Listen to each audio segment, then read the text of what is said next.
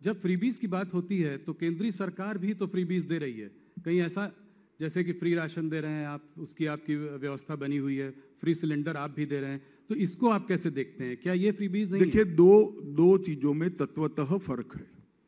जैसे भारत सरकार की सो कॉल्ड फ्रीबीज, किसी को घर देना, किसी को गैस का कनेक्शन देना, किसी के घर में लाइट पहुंचाना, किसी को आयुष्मान भारत का कार्ड देना, और अब अंत में आपने जो कहा कोरोना के बाद उनको फ्री राशन देना, किसी को बिजली देना, ये रेवड़िए बांटना नहीं है, मगर बिजली का बिल न देना रेवड़िए बांटना है।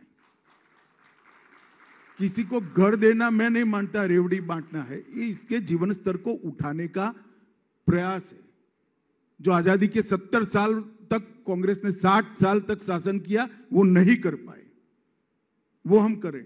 मगर फिर घर का टैक्स हम माफ नहीं करते, इसका हम शौचालय बना देते हैं, क्योंकि अधिकार है 75 साल के बाद एक महिला का कि घर में शौचालय हो, उसको एम्ब्रेसमेंट ना हो सुबह, मगर हम शौचालय का रिपेयरिंग नहीं कर देते। और जहां तक मुफ्त में अनाज देने की बात है, आप सभी को मालूम है, पूरा देश जानता है, पूरी दुनिया जानती है कि कोरोना के बाद एक लिंगरिंग फेज में स्लो डाउन रहा है, जिसकी सबसे बुरी असर किसी पर पड़ी है तो देश के गरीबों पर पड़ी है।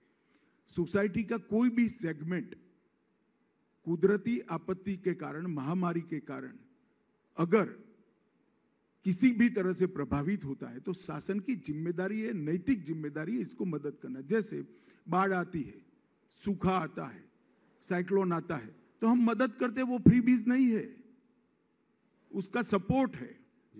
तो ये दोनों को मिक्सअप नहीं करना चाहिए।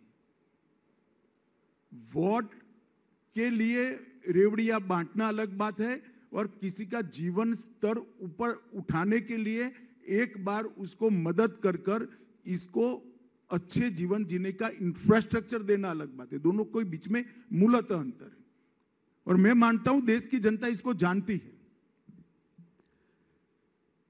एक दूसरे प्रश्न की ओर बढ़ते हैं। राज्यों के जब चुनाव आते हैं तो उसके पहले यूनिफॉर्म सिविल कोड की बात आपकी पार्टी करती है। भाई एक मिनट रुक जाओ। 1950 से हमारे हर घोषणा पत्र में है कि हम यूनिफॉर्म सिविल कोड को लाएंगे जी। 1950 से नहीं, संविधान सभा ने भी आर्टिकल 44 के अंदर कहा है कि देश के विधानमंडलों और देश की संसद ने जब भी अनुकूलता हो तब यूनिफॉर्म सिविल कोड लाना चाहिए, जिसमें जवाहरलाल नेहरू, सरदार पटेल, मौलाना आजाद, राजा जी, ये सब के दस्तखत है जी। अब इन लोगों को क्या कहोगे? ये भी सांप्रदायिक सोच कर गए थे ना, वो सांप्रदायिक सोच कर नहीं गए थे। एपीसमेंट के कारण के बाद 67 के बाद आपने सांप्रदायिक सोचना शुरू किया है, वो तो ठीक ही सोच कर गए थे कि किसी भी पंथ निरपेक्ष राष्ट्र के अंदर सभी धर्म के नागरिकों के लिए समान कानून होना चाहिए, कानून धर्म के आधार पर नहीं होना चाहिए। मगर अब इसको भी राजनीतिक कलर देते रहे। हमने हमारे जनसंघ के समय से ये हमारा घोषणा पत्र का वादा है जिसको हम पूरा करते हैं। ऐसा नहीं है कि सिर्फ ये क्यों, हमने कहा था राम मंदिर बनाएंगे, मोदी जी ने इसका भूमि पूजन कर दिया, और 2024 का आप टिकट निकलवा कर रखना, जनवरी का भव्य राम मंदिर अयोध्या में आपको दिखाई पड़ेगा। हमने कहा था कि हमने कहा था कि हम ट्रिपल तलाक को समाप्त कर देंगे जी। हमने कर दिखाया। हमने कहा था एक देश में 2 विधान, 2 निशान, 2 प्रधान नहीं चलेंगे, धारा 370 हट कर रहेगी, और 5 अगस्त 2019 को मोदी जी ने धारा 370 को हटा दिया। ये सभी हमारे वादे हैं। धारा 370 हटी, कौन सा चुनाव था भाई? राम जन्मभूमि का भूमि पूजन हुआ, कौन सा चुनाव था? ट्रिपल तलाक हटा, कौन सा चुनाव था?